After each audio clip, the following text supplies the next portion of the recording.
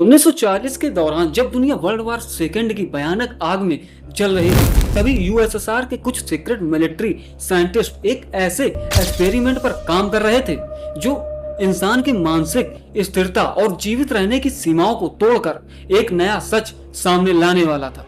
Video शुरू करने से पहले अगर आप ऐसे ही क्रीपी और दिमाग हिला देने वाले हॉरर स्टोरीज पसंद करते हैं तो डार्क फिल्म्स को अभी सब्सक्राइब कर लें। तो अब पढ़ते हैं स्टोरी की तरफ। एक गैस बेस्ड स्टिमुलेंट डेवलप करने का प्रोजेक्ट था जिसे स्लीप डेप्रिवेशन रेसिस्टेंस का कोड दिया गया। इस स्टिमुलेंट का उद्देश्य था कि व्यक्ति को बिना नींद के लंबे समय तक जगाया जा सके। साइंटिस्ट ने एक सील्ड चैम्बर बनाया जिसमें ऑक्सीजन के साथ साथ जहरीली गैस को भी कंटिन्यूअसली सर्कुलेट किया जाता था। माइक्रोफोन्स, कैमरा और वन वे मिरर्स के माध्यम से सब्जेक्ट की हर एक एक्टिविटी पर नजर रखी जा रही थी। इस एक्सपेरिमेंट के लिए 5 प्रिजनर्स को चुना गया जो सोवियत रजिम के विरुद्ध में आपराधिक गतिविधियों में शामिल थे।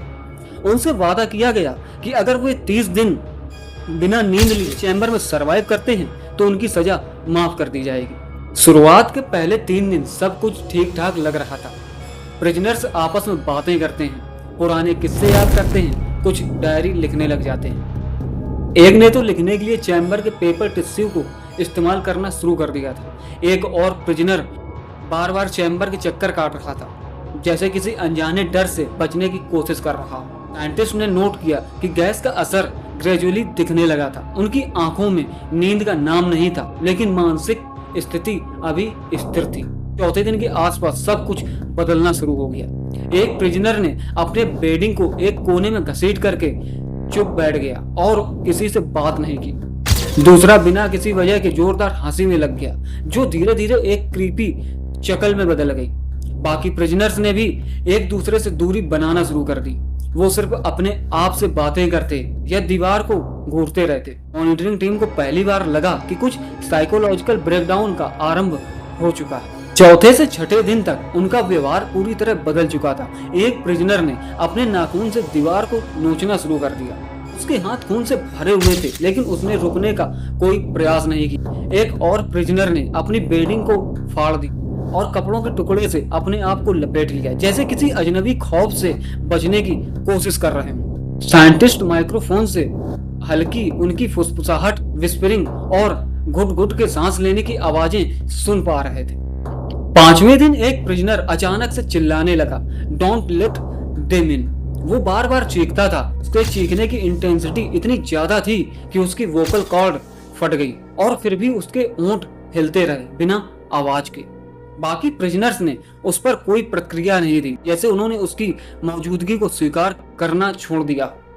अब उनका व्यवहार इंसानों से ज्यादा किसी और प्राणी का लग रहा था, एक साइकोलॉजिकल फ्रैक्चर की सीमाओं को पार करता।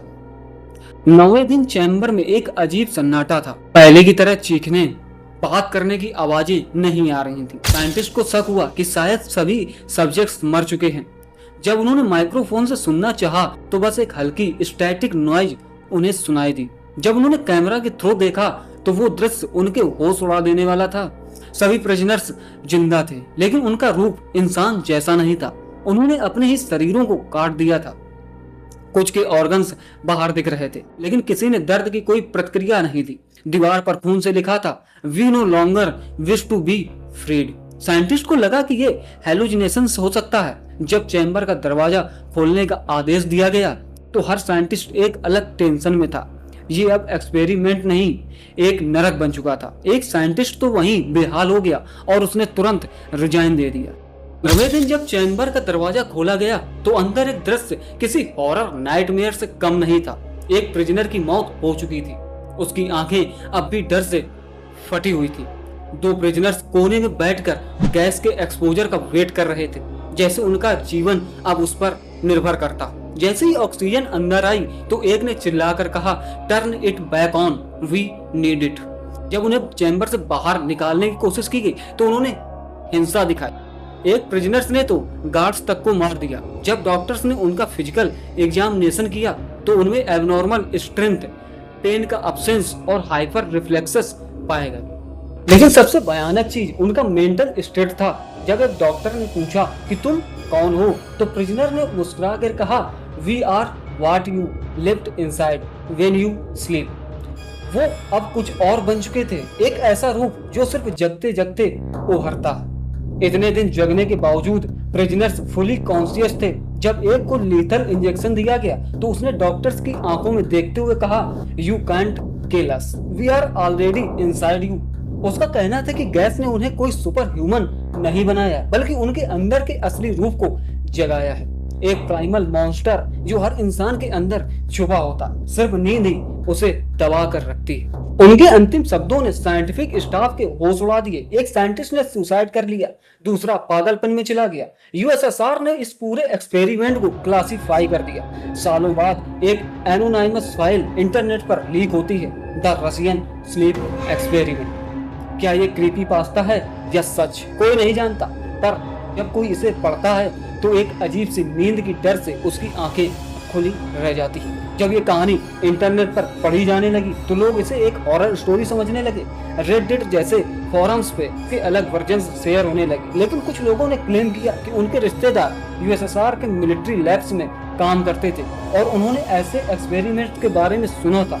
तो दोस्तों, क्या ये सच था या सिर्फ एक साइकोलॉजिकल टेरर का फिक्शन? जो भी हो, लेकिन ये कहानी एक डरावनी तस्वीर दिखाती है कि अगर इंसान लंबे समय तक न सोए तो वो इंसान रहता भी है या नहीं। तो दोस्तों, अगर आपको वीडियो पसंद आया हो तो वीडियो को लाइक और चैनल को सब्सक्राइब करके जरूर जाएं। मिलते हैं नेक्स्ट वीडियो में ऐसे ही हॉरर और मिस्ट्री से भरे वीडियो के साथ। तब तक के लिए आप सबका धन्यवाद।